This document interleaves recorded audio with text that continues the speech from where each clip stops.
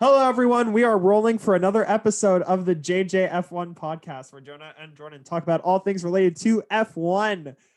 We are currently recording between the Spanish and Monaco Grand Prix, and we are going to predict the 2022 grid, the 2022 driver lineup for Formula One. So, Jordan, how are you feeling? First up, how are you feeling leading up to Monaco? And second, how are you feeling about your predictions? I'm feeling great about my predictions, and I'm feeling even better about that new McLaren livery unveiled today. Yo, I'm gonna be honest. That livery is beautiful. I love it. I love it. I'm feeling It's so great about it. very well done. Honestly, made my day. I love it. And I thought that Haas's transition from black to white was a really weird choice, but McLaren going from orange to mostly white, I kind of dig it, you know? yeah, Golf Air has more of a presence on the livery now, and I like how the nose has both colors. And we went from this very bland McLaren livery a couple of years ago, when they were just like getting into when they first put orange on their car, very bland, no real sponsors. Now we got like a very exciting livery for Monaco. I'm really upset that it's just a one-off, but it's made me feel good today. So those are my feelings today.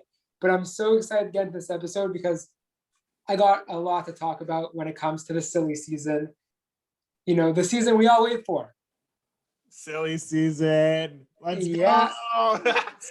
So for those who aren't familiar with silly season, the driver grid, in a couple of months from now, this is when the window of opportunity to sign with new teams opens. Drivers who have contracts that end at the end of this upcoming 2021 season. Or even drivers that have contracts for next year and get dropped. Or even as we've seen in the past, drivers even who have contracts. Sergio This Perez. is the time, this is the window where drivers change teams and sign with new teams for the upcoming season. So we predict which drivers are going to end up at what team at the first race, hopefully in Australia for 2022.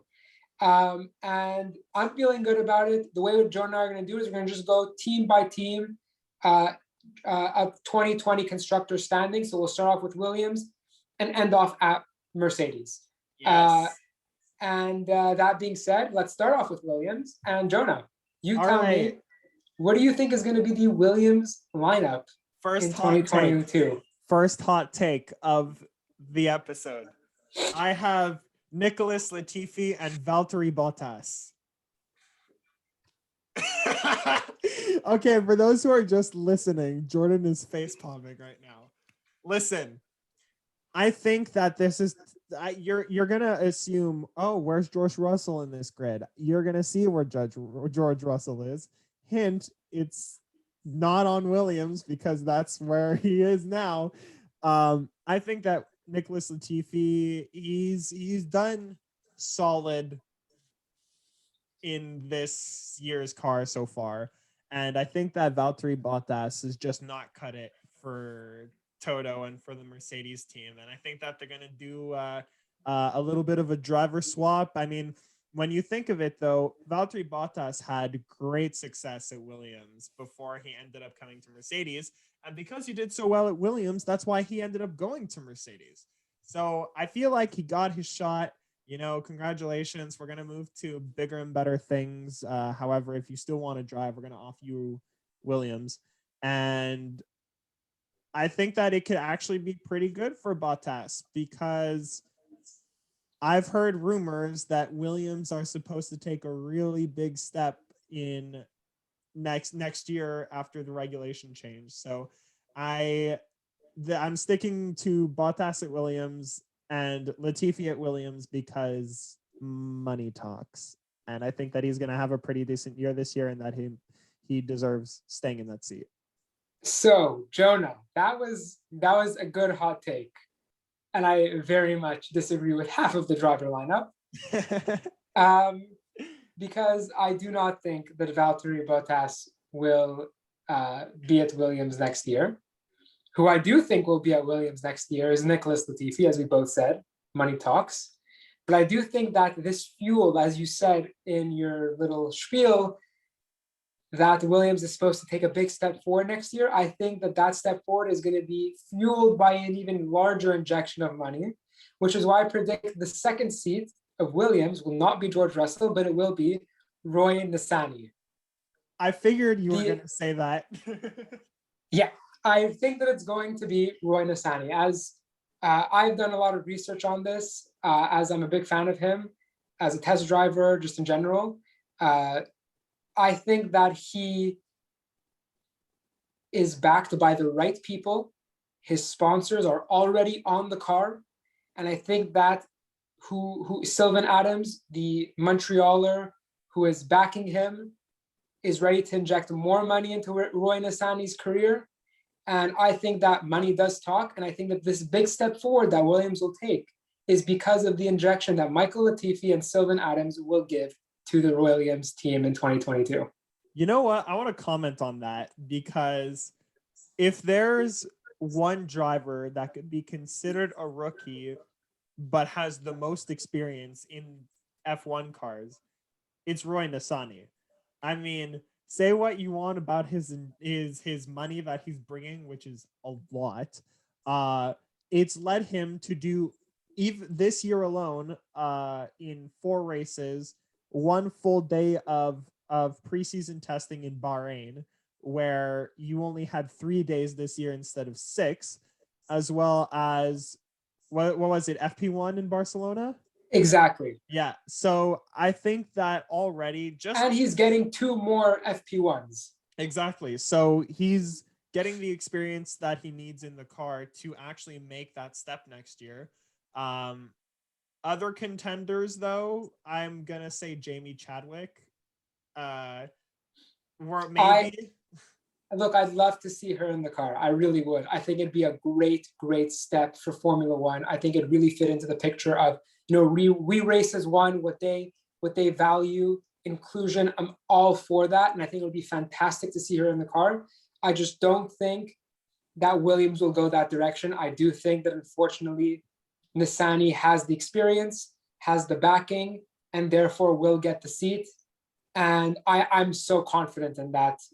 Even though he doesn't have the best F2 career, I think that he knows the car the best and is the youngest person that knows the car the best. And that is why I'm putting him in that second Williams seat. And I'm very excited to see him on the grid. It's a very, very respectable choice. And I think that out of the 2 of our predictions, yours is definitely the more realistic one. Coming to relative realism, we're going to go to Haas. So Haas, Jordan, what is your Haas lineup for next year? Look, it's going to be a little bit boring, this little segment of the show, but I'm sticking with the same 2 that they have this year. Mick Schumacher, number 47, number 9, Nikita Mazepin. I don't think they're going to change. I think their sponsors are bringing good money. I think that's the only reason why they're there. I think that's the only reason why they can continue to be there. I think Mick Schumacher shows some talent. I think he can progress. And we'll see if Nikita Mazepin can progress as well. And now here is where I disagree with you, my friend. You're going to see, I do not have Mick Schumacher in the Haas lineup for next year. I think that with the investment from Uralkali, they're going to go full Russian next year, and they're going to bring probably 2021 F2 champion Robert Schwartzman in to partner with Nikita Mazepin.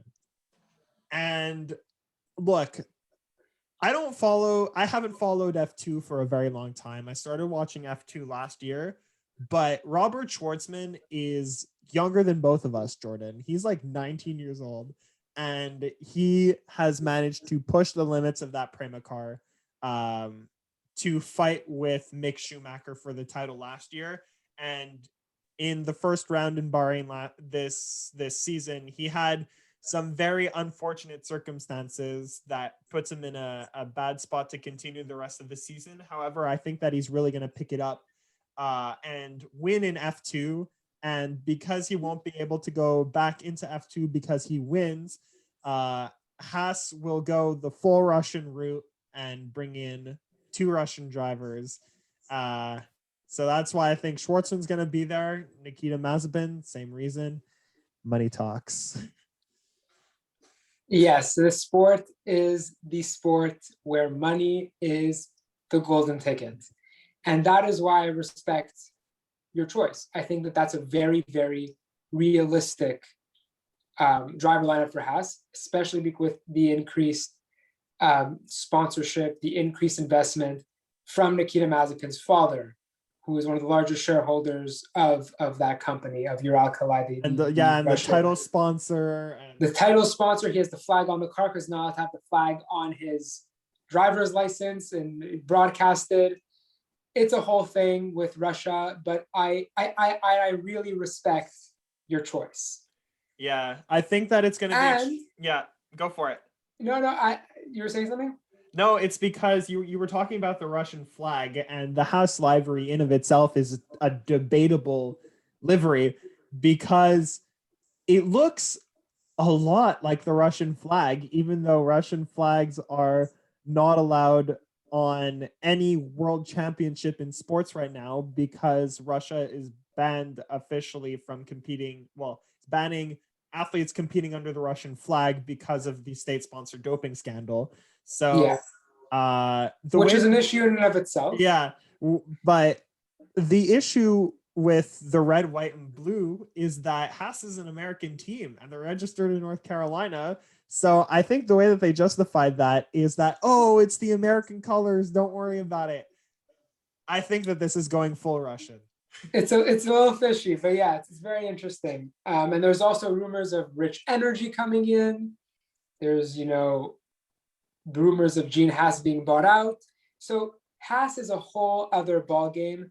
I think they have too much red tape to figure out within their organization. For that reason, that's why I am sticking with the same lineup. Mick Schumacher is a proven driver. I don't see him leaving F1 anytime soon, especially because he's carrying the Schumacher family name. I think he has a lot to learn with the Haas F1 team. And I think that they know that. And I think that's why they're going to believe in his potential and carry him on for the future seasons. But I love Robert Schwartzman. I think Robert Schwartzman is an incredible talent. I see him winning an F2 as well. And that is why I placed him with Alfa Romeo along with Callum Ilott for those two seats. I don't think you have Giovinazzi and Raikkonen leaving the sport.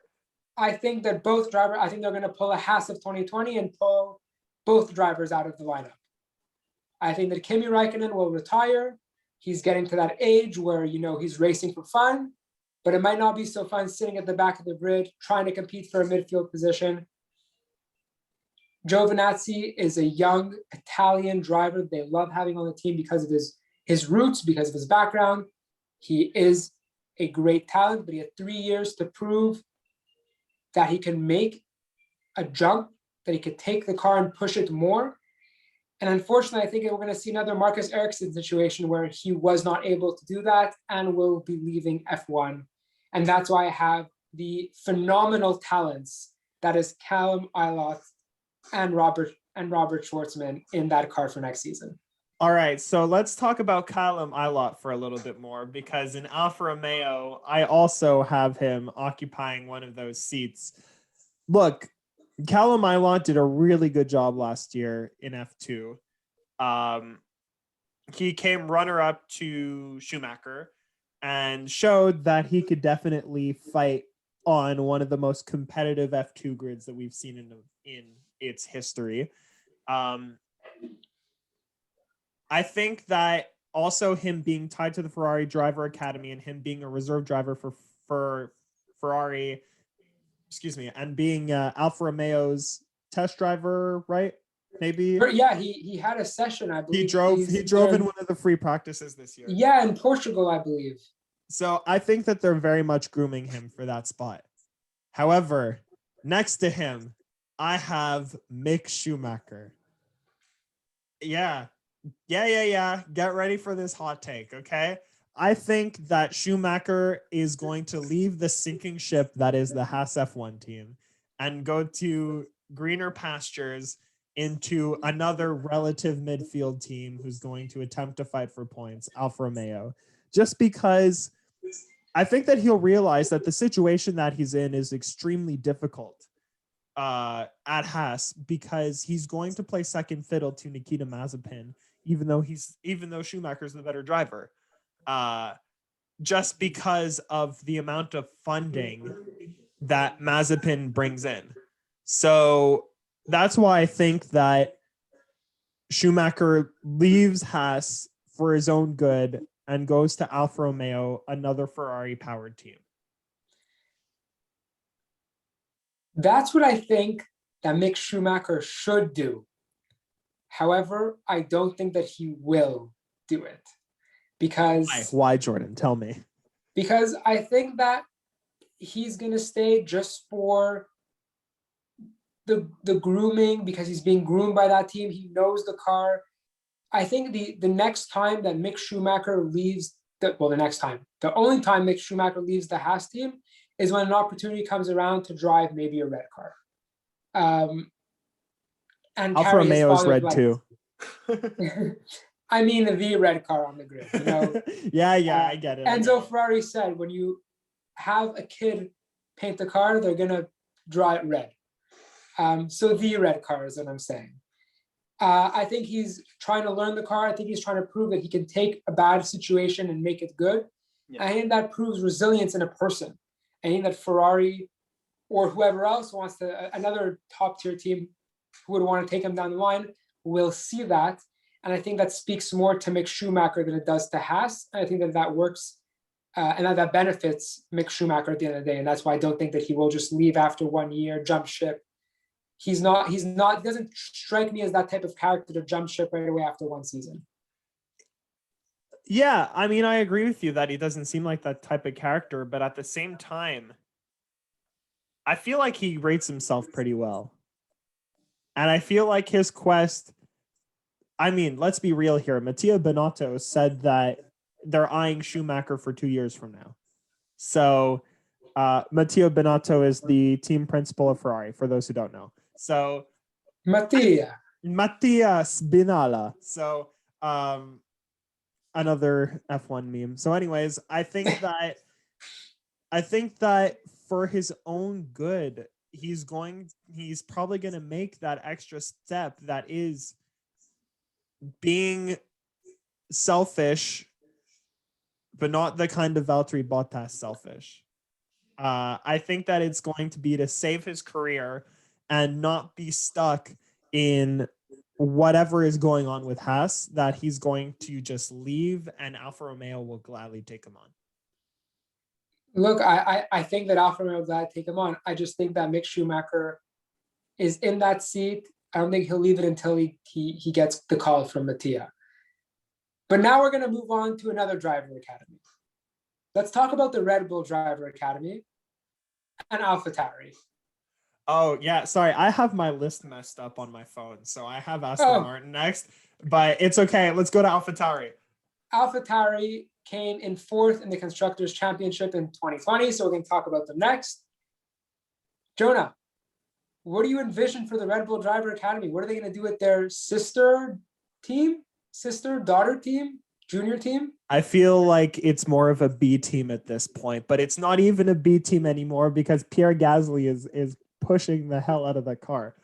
So with AlphaTauri, next year I have Yuki Tsunoda keeping a seat. I feel like he's going to pick it up this year.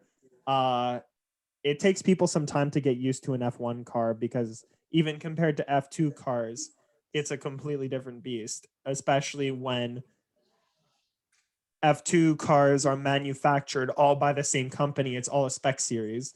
So having the reason why teams in F1 are called constructors is because they're literally constructing their own car from zero. So I think that Yuki Tsunoda keeps the seat, even though Honda leaves, even though he may have a rough start. I think that he's going to pick it up and do well this year, enough that he keeps the seat. However, Pierre Gasly does not stay in AlphaTauri, and he gets replaced by Jehan Daruvala. Look, you are not enjoying my takes right now, and I see no, it. not at all. Really not. I think that Jehan Daruvala had a very up and down season last year. in F2. However, he really picked it up at the end and showed that he could compete for podiums, whether he's on pole or whether he is on reverse grid and starts from near the back. Even in this year alone, we've had 3 races in F2 so far. They were all in Bahrain, and Jehan Daruvula picked up a podium in one of them and finished 4th in a second one. And I think that he will finally show that the Red Bull needs to take a gamble on an Indian driver and put another Indian driver back on the grid, because I think that Jehan Daruvula is going to be the most successful Indian driver that we've seen to date. And I think that he's going to do well in F2 this year as well, maybe runner up, maybe 3rd place. And that he is going to do enough to convince Helmut Marko to give him that seat. Jonah, you've been surprising me tonight with these takes. I really am enjoying this conversation because we're able to disagree, and it's a hot debate, and I love it.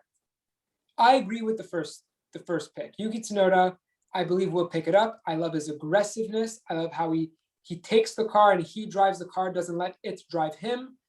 I think he fully is deserving of that seat, especially because of his F2 performance last year. He, aside from Mick Schumacher, I think he completely dominated F2 in a lot of races. I remember I haven't been watching F2 for a while. I've also only started watching a bit last year. I didn't watch the races this year even. So I'm not really familiar with F2, but I do keep up with the standings and keep up with what's going on. And I really like Yuki Tsunoda. However, for the second seat, that's where we differ. I think, and we spoke about this in the French Redemption episode, for whoever didn't watch that episode yet, I highly encourage to watch the episode, our first French episode. And I am a big, big fan of Alexander Albon. You think he's going to make a comeback?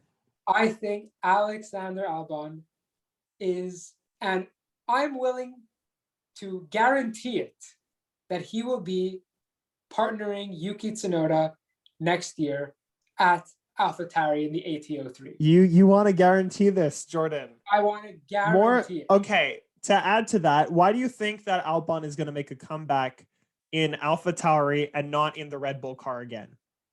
Because I don't want to get into my driver prediction for Red Bull yet, because that is answered by my driver prediction for Red Bull. Okay. So I can't really get into that yet, but I do think that Alex Albon is more deserving than Daruvula, than Dan Ticktum. I think they're very young. I think Dan Ticktum maybe needs another year. Well, I think he definitely needs another year in F2. And I think that Albon, with his reserve driver position now, with his very rapid success at Toro Rosso at the time, I think he still has some development to do before he becomes a really, really solid F1 driver. And I think that an opportunity at AlphaTauri will renew his confidence and his skill of actual F1 driving, and he can show what he can actually do in F1 with a team that he can really be comfortable in. And I really think that he can mimic a Pierre Gasly situation where he can push that car to its limit and show that when you are in a comfortable position, not with crazy pressure of partnering Max Verstappen, like he did in Toro Rosso, can push an AlphaTauri car. See, this is kind of where I disagree with you, is that I understand where you're coming from, that yes, Albon did well in the Toro Rosso, in the AlphaTauri. However, I think that if he's going to make a comeback, and for me that's an if, spoiler, he's not on my list, that he wouldn't go with AlphaTauri. He would stick with the car that he's driven for the half of 2019, for all of 2020, and that he's been testing on in 2021. So look, I think that that's not his choice. I think that Red Bull is ultimately just going to offer him the AlphaTauri seat at the end of the day, because if not, they would have offered it to him this past year. So I think that that's ultimately not Alex Albon's choice. I think what they will offer him is a development position at the AlphaTauri team. And I'm guaranteeing it, and I really, really want to see him back in F1. All right, let's wait until this episode ends so that we could talk about this guaranteeing, because I will make a bet on that.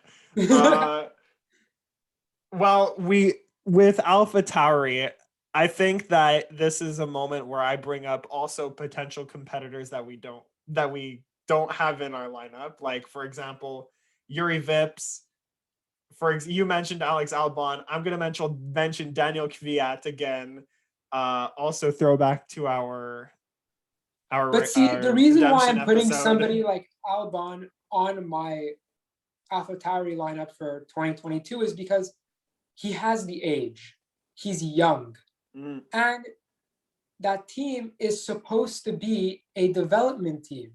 So I think that, Gasly has pushed that car, but I think they do want to return to that development status, being the B team, being the junior team. And I think that Albon will put it back in its place because he does need development. And I think that he's deserving of the development. Well, so I think that that's his competitive edge over giving it to somebody like Daniel Kvyat, who has been at Red Bull, who has been at AlphaTauri multiple times, or Toro Rosso at the time.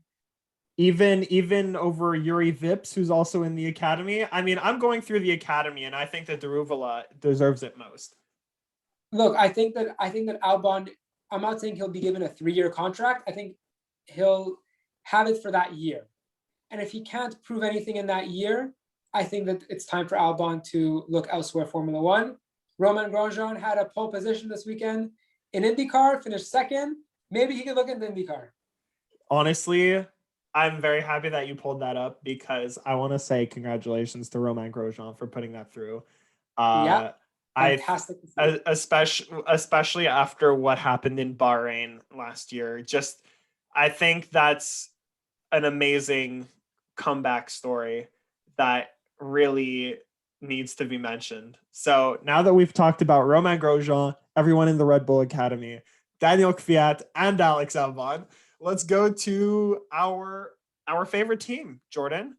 Or is that Alpine came in the constructors? Oh, Alpine. Okay, I have my list wrong, so let's go to Alpine. It's okay. We'll go to Alpine. For me, Alpine is very boring as well. Stays the same. I love Esteban Ocon. I think they will keep him because of his skill. I think they'll keep him because of his French background and French nationality. And that is the French team. I love seeing their gear with Le Coq Français. It's great to see. And I think they will keep Ocon for next year. I think he will take a big step this year and show that he can be like Gasly in the AlphaTauri, pushing that car to its limits, as he showed in Spain, as the team showed pace in Portimao. I think that Ocon can succeed very much with the Alpine team. I think Alonso will be there solely because he signed a 2-year contract. I think they're committed to him, and I don't think there's a reason why to switch Alonso. No other reason besides that. I'm going to talk to you about Fernando Alonso, because I don't understand. Right now, he hasn't shown his 2-time world championship form.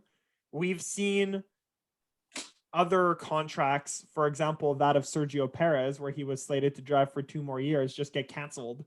What makes you think that they're actually going to stick with him? Because, look, I will give you credit that Esteban Ocon is doing really well, but Fernando Alonso is currently fighting for P13 in the championship, where he was a double world champion. So the reason why I say this is solely because I read an article and saw the interview with Alonso. And we spoke about this in a driver rankings episode, where I said Alonso is only back. He said when he left F1, when he left McLaren, he said there is only a 10% chance that he comes back to F1. And he said that 10% chance would be something like the new regulation changes in 2022. So I think that, he originally signed his contract before they were pushed to 2022. So I think that he is solely back in F1 because of these new regulation changes, and will at least stay 1 year with a Formula One team in the new regulations. And I don't see it being any team besides the Alpine team. I don't think that he deserves the seat. I don't think that he will perform well this year and prove that he does deserve the seat. I think he's solely there because he laid out his intentions before signed the contract, and I think the two parties will respect the contract. Let's not forget also the marketing purposes of having a two-time world champion on your team. Exactly. And a French driver. That is a marketing gold right there. That's a marketing gold mine. That being said, you are not going to enjoy my picks, my friend. I have a French driver. However, it is not Esteban Ocon. It is Pierre Gasly taking up one of the Alpine seats and replacing Fernando Alonso. I think this is finally the time that they give Guan Yu Zhou a chance to get into that seat. So I have Alpine kicking out both of their drivers and putting the French connection. Gasly's been linked to Alpine for so long. I think that it's time that he gets out of the toxic environment that is the Red Bull teams, and reunites with his home team. And Guan Yu Zhou has shown already this season in F2 that he could put it on pole. He could fight for podiums. He could win races. I think that this is finally the time that Alpine take their best and brightest future star in the academy and they put him on the grid because Fernando Alonso will not cut it, and I don't like Esteban Ocon. Just because you don't like Esteban Ocon doesn't mean he's not going to retain the seat. I don't think that he's not going to do well enough for Alpine because look, he's in the top. He's fighting for top 10 places. I feel like Alpine are really going the same route as in North American sports, where you have an owner who flips out because they're not where they need to be and they just fire their GM and their president and their head coach in one season. I think this is going to be the year where Alpine say, why aren't we fighting for podiums? Why aren't we fighting for wins? And they end up firing everybody. So they kind of showed it with Cyril last year getting fired. His departure. Yeah. I think that they're going to need a huge shakeup at Alpine if they want to be back to where they are, or where they were when they won 2 world championships. So that's why I think that in this shakeup, they put in a proven race winner in F1, and they take a proven race winner in F2. Look, I really like Pierre Gasly. I really, really like Pierre Gasly. I don't think he ends up with the Alpine team, but I really like him. And I'm going to get into him later because he is on my list. He will be driving in 2022. I didn't put him in AlphaTauri, but he will be driving in 2022. We'll get into it later. Guan Yu Zhou. I love Guan Yu Zhou. I really do. For those who listen to our French podcast, I love him. I see him in F1. Not next year, definitely a couple years down the line, whether it be you had him going to AlphaTauri. For me, he can really go anywhere because I think he's a talent. I think when his time comes where he's not going to be in F2 anymore, I think he will for sure be in F1 and not be like a Nobuharu Matsushita who leaves, the spectrum and does not end up with a place in F2 and so on.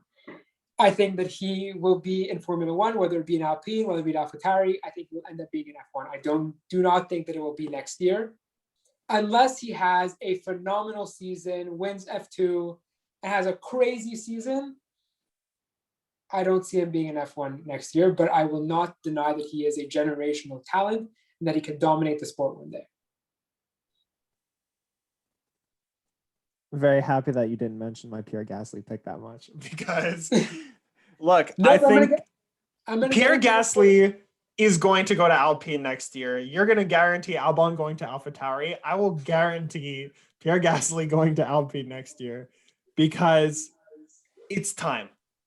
I think that it's time that the French guy goes to a French team. And the French guy's already in a French team. Look, here's another point of why I didn't have Because when I was making my picks, I was thinking I'm going to put Gasly and Ocon on the same team when you have a double French lineup in a French team. However, Pierre Gasly and Esteban Ocon really don't like each other. So Yeah, that's a thing. I It's think true. that was my main reason why I didn't have Esteban Ocon retaining his seat in my logic. Is that Alpine is going to reach for Gasly and they're going to say, I don't think that they're going to end up saying, you know what, work it out, you guys, because we need to put together a great team. It's going to be bad if that happens. So that's why I think that they get rid of Esteban Ocon. I think that Esteban Ocon is going to really prove it this year and show that he deserves that seat.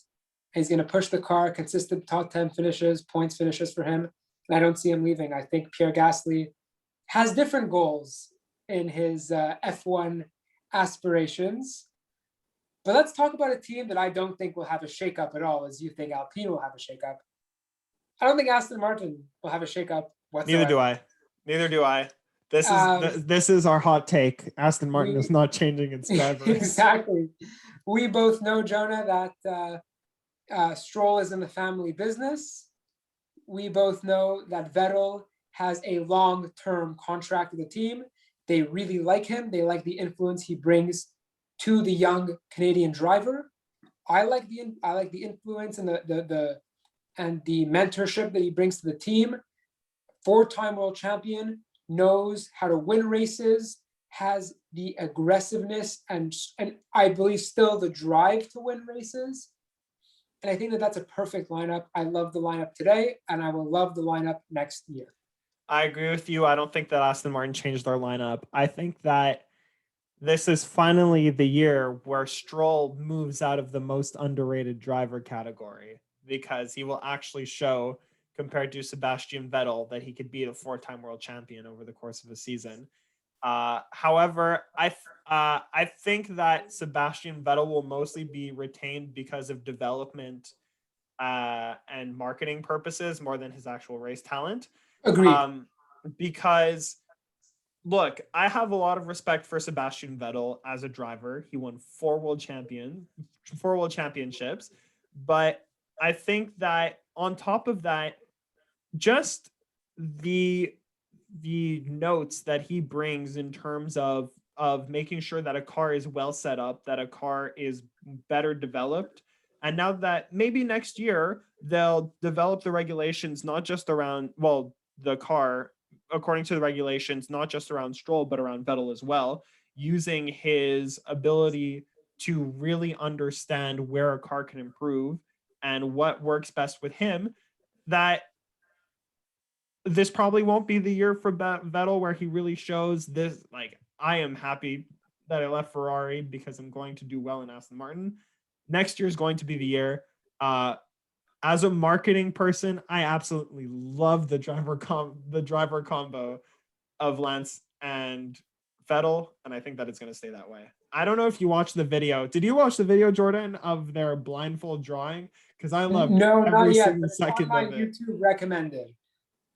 When you get the time, watch it because it's really, really funny. And it really shows a personal side of Lance that a lot of people don't see. I like all the content they do. I love McLaren Unboxed. I love all the YouTube content. I watch all of it. Just to touch on Vettel, I really liked what you said about how they are going to retain him for marketing and development purposes.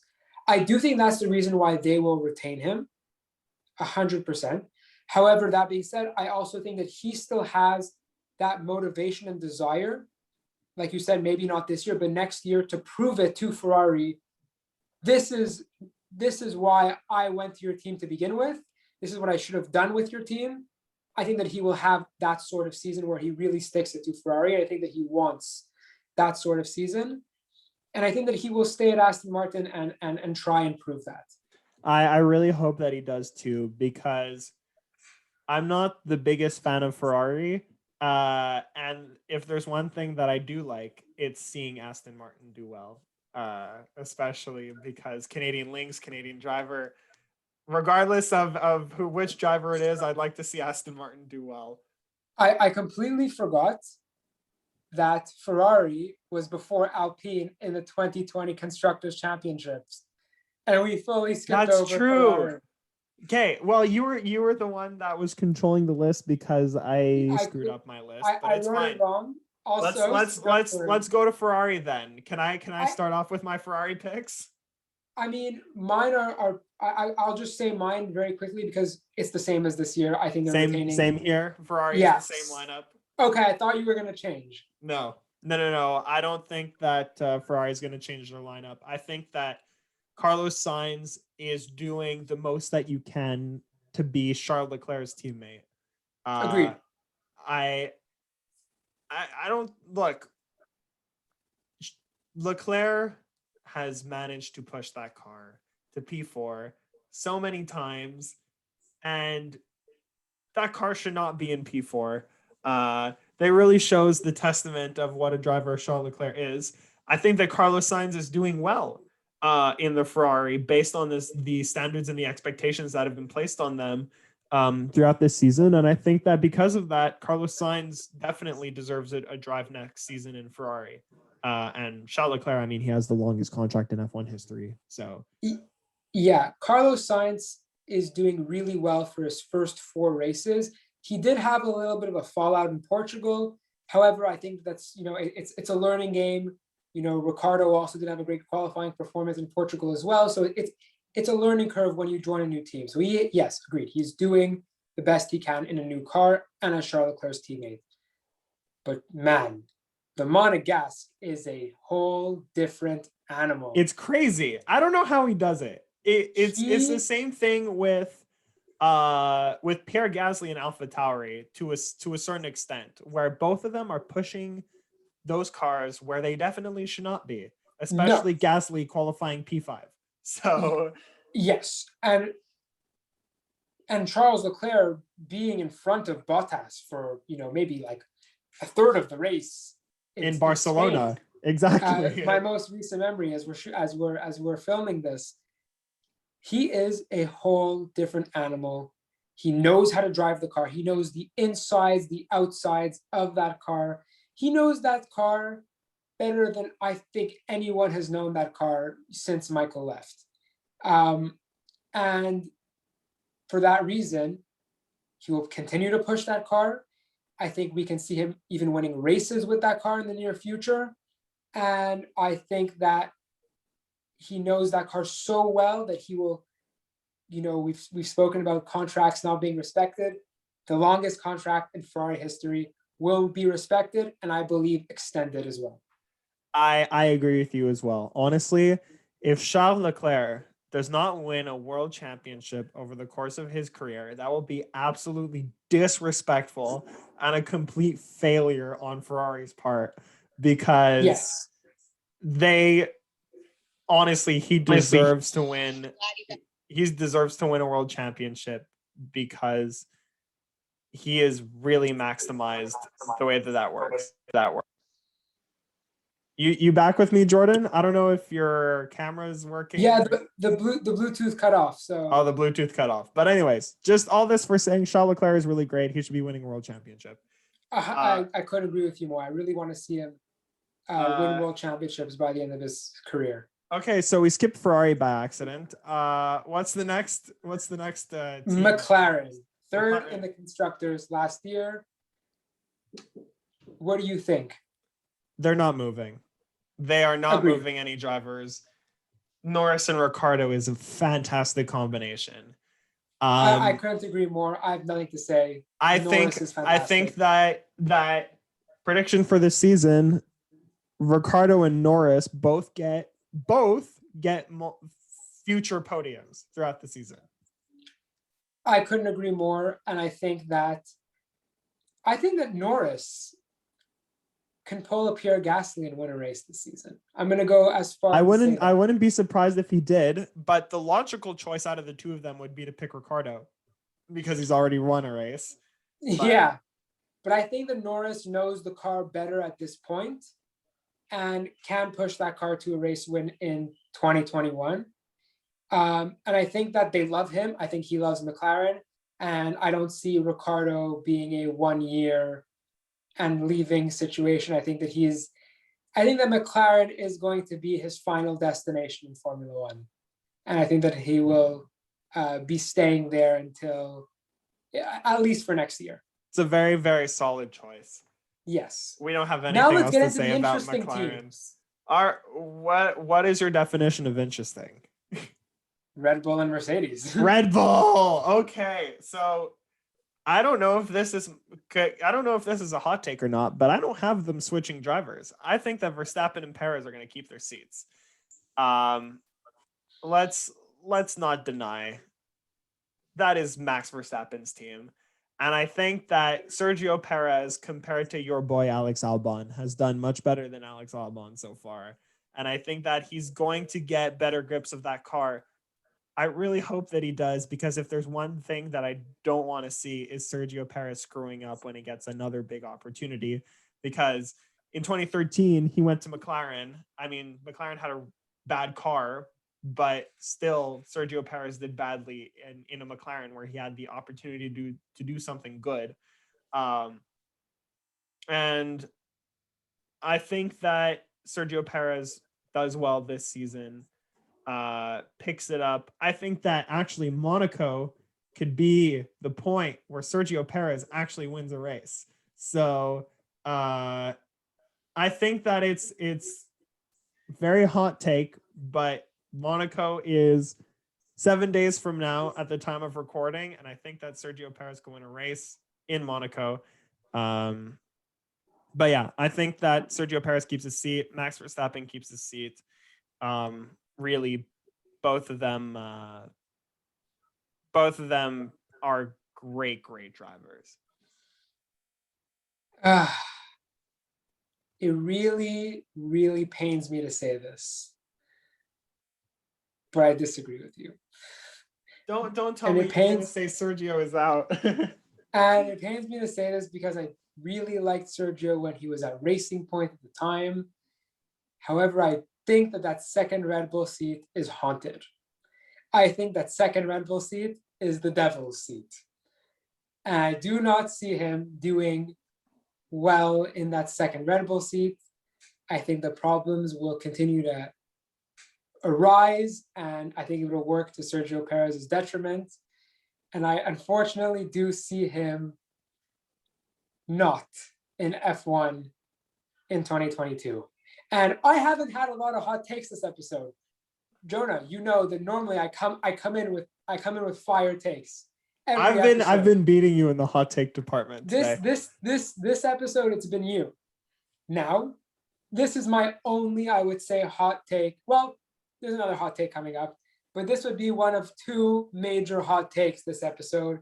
And I think that the driver lineup of Red Bull in 2021 will be the same driver lineup at the start of 2019, and it will be Monsieur Pierre Gasly and the Dutchman, basically the owner of the team, Max Verstappen. I think that Gasly has proven with this AlphaTauri drive that he's been putting on, with the pushing of that car to its limit and winning a race, that he can be in a Red Bull seat and that he's ready for the Red Bull seat. And I don't think I have to explain too much. He's proven that he is not supposed to be in a lower midfield team. He needs to be in an upper midfield team. He wants to win races. He's going to do it with Red Bull. And Max Verstappen is not leaving. Spoiler, Max Verstappen's not leaving. But I have a question for you on that, because what makes you think that Red Bull are going to take another chance on Gasly when let's toss away the rumors that Gasly wants nothing to do with Red Bull.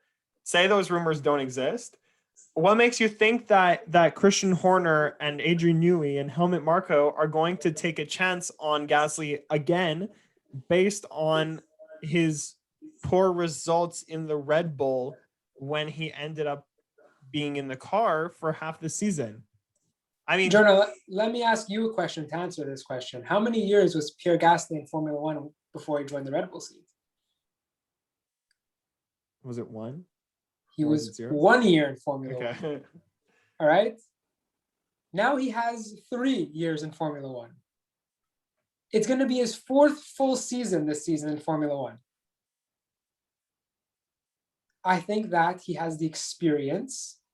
He's more mature. He is more poised. And he's more determined than ever before. And I think that Red Bull is a team that has always taken from within. Sergio Perez is 1 in a million. They have not taken from outside of the Red Bull Driver Academy in a very long time. Sergio Perez is 1 in a million. He's an exception. I do not think they will make an exception again. And I think that somebody who needs to be in the Red Bull seat needs to be somebody who's experienced, because we've seen that if you're a puppy coming into that Red Bull seat, it's very hard, like Alex Albon, very hard. But now I think that Pierre Gasly is a big, bad French bulldog. You talk about needing experience, though, and if you want to talk about experience, Sergio Perez has a lot more experience in an F1 car than Pierre Gasly does. Yes, Pierre Gasly and Sergio Perez both have the same amount of race wins, but I think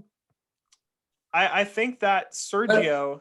What I'll reply to that is that I think that Helmut Marko values experience within his driver academy more than outsider experience, based off of the fact that he's chosen, along with Christian Horner, to select drivers from within for the past, since their inception. I think the other driver that they didn't take, with the exception of their first 2 lineups, was Mark Webber, maybe. I guess that was the one that he didn't, that wasn't part of the driver academy. And Mark Webber did pretty well, but I think that this is gonna. I don't think that Pierre Gasly is gonna want to go back to Red Bull just because of the bad situation that happened with him in 2019. But I think that that's where he's going to end up. Just like Alex Albon, I do not think that it's his decision, because I don't think there's a spot for him in Alpine. I think the other midfield teams are keeping their lineup, as we spoke about. And I think that's where he's going to ultimately end up, because I don't think that Sergio Perez is going to succeed. Unfortunately, I love him. I want him to succeed, but I don't see it happening, because I am so convinced that second seat is haunted, and that second seat is the devil's seat, like I said before. If the second seat is haunted, then what would make Pierre Gasly go there? That's what I'm trying to see. Because I don't think he has a choice. I think it's either that or no F1. It's fair. I have him going to Alpine, but fair enough. But I don't think there's room at, according to my driver lineup, I don't think there's room at Alpine, especially with what they have going on right now and the contract they have in place. I don't think there's room at Alpine. Okay, well, now Jonah. Yeah. A team where you had Bottas going to Williams, so a team where there is room is Mercedes. You want to tell me what you have going on in Mercedes if Bottas is leaving? If Bottas is leaving, he's being replaced by George Russell, and he is going to partner the probably 8-time world champion Lewis Hamilton. I feel like your take is going to be different than mine because of the respect that you have for one of the drivers, which I don't. And I think that Lewis Hamilton has already said, I want to get an extension for my contract done by summer break. I don't think that he's leaving anytime soon. We talked multiple times about, I think it's time for change. I think that it's time that he retires. He could get his 8th and call it a day. He will officially be the best driver of all time. I think that Hamilton's mentality of always being in race form and not stopping, even at the age of 35, means that he wants to continue and that he's going to continue with the opportunities that Mercedes have given him. I think that it's going to be a crazy fight for the title to have an 8-time world champion against George Russell, because we saw what George Russell could do in literally Lewis Hamilton's car in Secure. It was not a new car based around him. It was the car that Lewis Hamilton drove and George Russell stepped into. The car was even too small for him because George Russell is taller He's than Lewis Hamilton. freakishly tall. Exactly. So that's why I think that George Russell has proven by pushing the Williams where it is now, by pushing Valtteri Bottas to the edge in the Secure Grand Prix, by showing that he could do what it needs to be done to win, especially in Imola, even though they weren't fighting for wins. A Williams was fighting with a Mercedes. That should be proof of something. That is going to be a crazy lineup like Hamilton and Rosberg, and it's going to be a great mental and driver battle on the track, off the track. I'm going to love every single second of it. You're not going to like my take. You're really not going to like my take. I know Lewis Hamilton has said he wants something to happen by the summer break. However, though, I don't think he has done a 23 race season at his age. And I think that by the time he wins his 8th world championship, I think he's going to take his racing shoes off and the suits that he's been wearing. He's going to hang it up and call it a career. I think that he needs to go out with a bang. This is our controversial take, Jordan. This is a very controversial take. I think that Lewis Hamilton, once he wins, wants to end off on a high note. And I think that he will be retiring after this year, contrary to what the media has reported.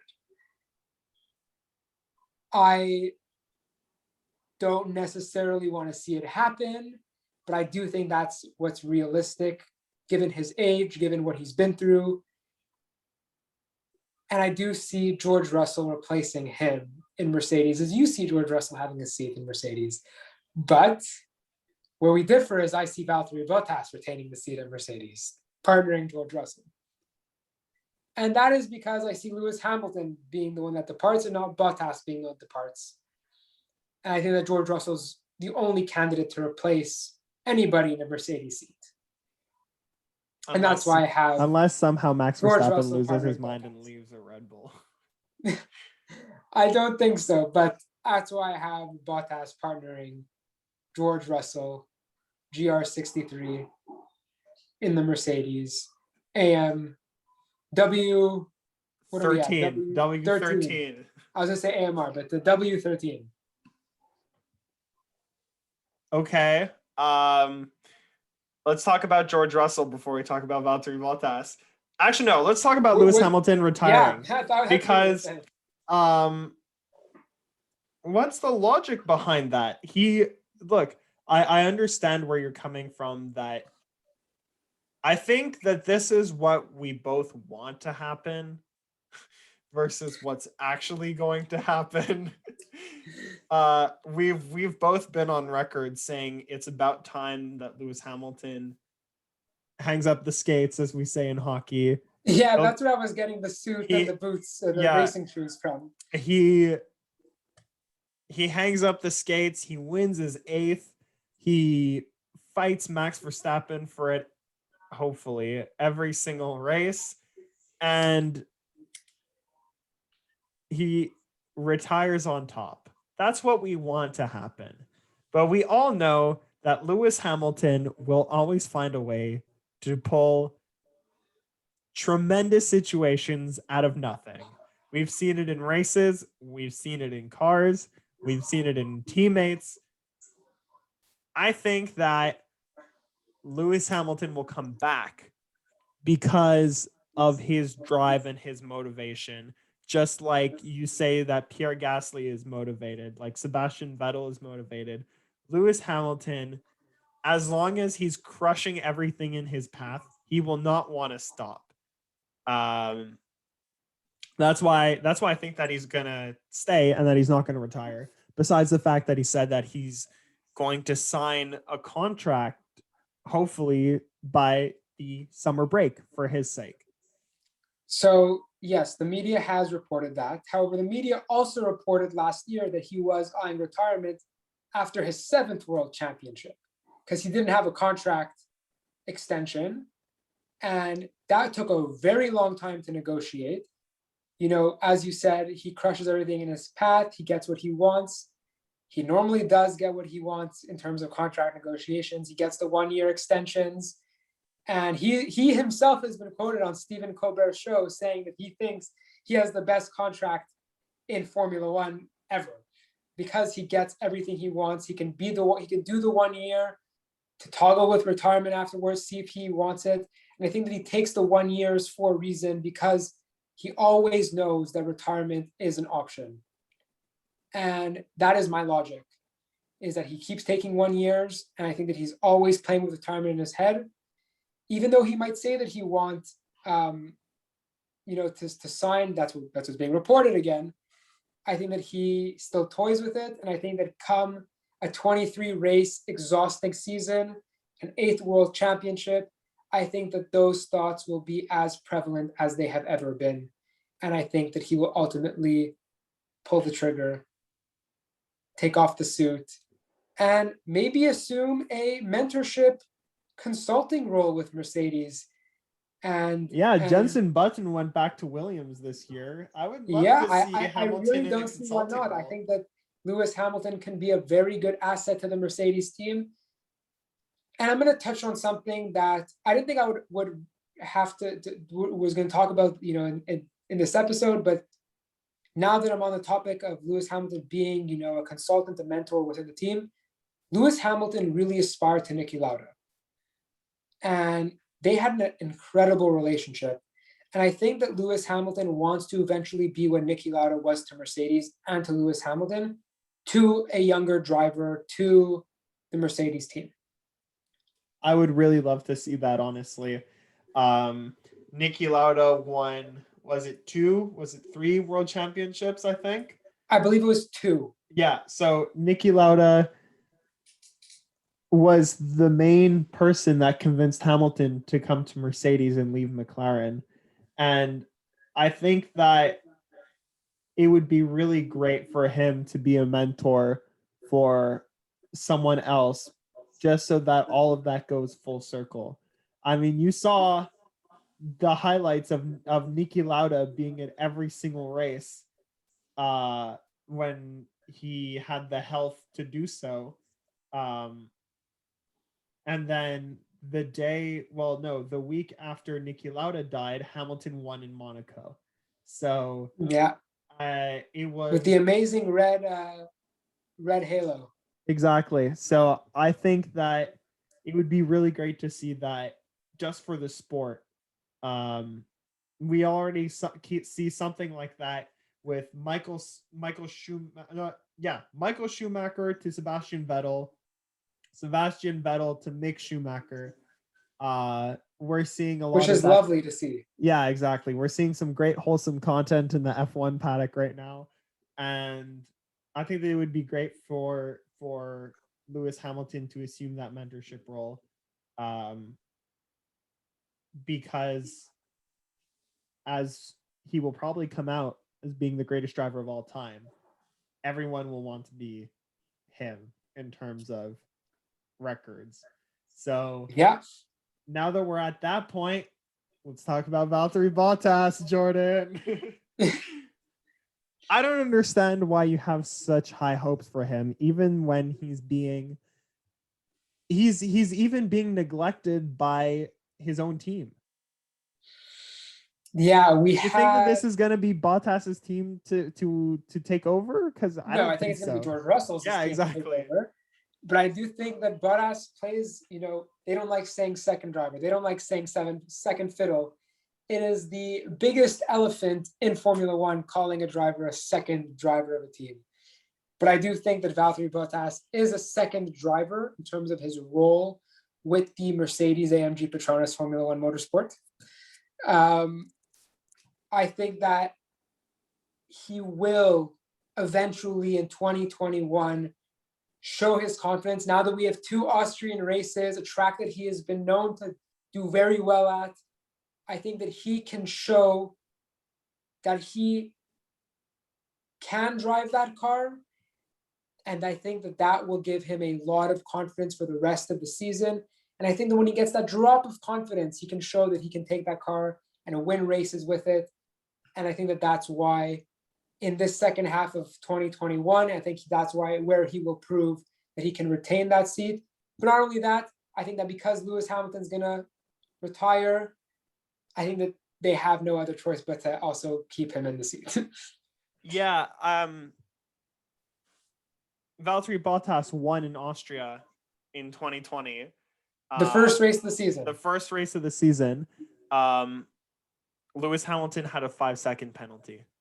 On top of that, now that we get, well, for those who don't know, Turkey got dropped from the calendar. France, which is very sad. Turkey got dropped from the calendar, which originally replaced Canada. France is moving up a week, and Austria is getting 2 races. So we get to see Valtteri Bottas show what he could be in those 2 Austrian races. But I don't think that it should be him waiting for Austria to prove what he could be, because Lewis Hamilton manages to push that car every single race, no matter the circuit. And I think that he won't get that confidence that you keep on talking about because of the neglect that he's getting from his team, dealing with a 7-time world champion. In Barcelona, his own race engineer said, don't hold Lewis up, when Lewis was on a flyer shaving off 1.5 seconds a lap off Max Verstappen. Valtteri Bottas ignored that because he is in it for himself, which is reasonable. But at the same time, I don't think that flew well in the Mercedes garage. So I think that his reputation with the team is going downhill. And that's why I don't think that he's going to keep that seat next year. We have very, very diverging opinions. I think that as of Monaco, the next race, round 5 in the 2021 calendar, is Monaco at the time of the recording. I think that as of Monaco, Valtteri shows he belongs. I think we're going to see a Valtteri that really does show he belongs. I think we might see a couple of race wins, in Austria, some podiums that are not third place. I really think that as of Monaco, he's going to be a different driver. And I think that he just needs a track that is high braking, easier to overtake, where he can just get that little ounce of confidence to then fuel him for race wins, fuel him for a second place finish consistently. I really think that from here on out, we see a new Valtteri Bottas. And that's how much confidence I have in him. I really do. I really have a lot of confidence in his poise. I have a lot of confidence in his aggression, in his desire to win. And I really do have a lot of confidence in his all-round character as a Formula One driver. I cannot wait for the rest of the season if this is what you have set up. We're going to have a title fight between Verstappen and Hamilton. Bottas is going to show that he's a man of his own. Perez is going to win in Monaco, according to me. Anything is possible in Formula One. I guess so. And on that note, that's our driver lineup. That's our driver lineup. Congratulations. You made it to the end of the episode. Exactly. And our driver lineup shows anything can happen in Formula One. So if you are excited to see what's going to happen in Formula One and see our takes on what's going on in Formula One, don't forget to stay up to date by liking our Facebook page and following our Instagram page at the JJF1 podcast. And we will see you for the next episode. Thank you guys for tuning in. See ya. Sayonara.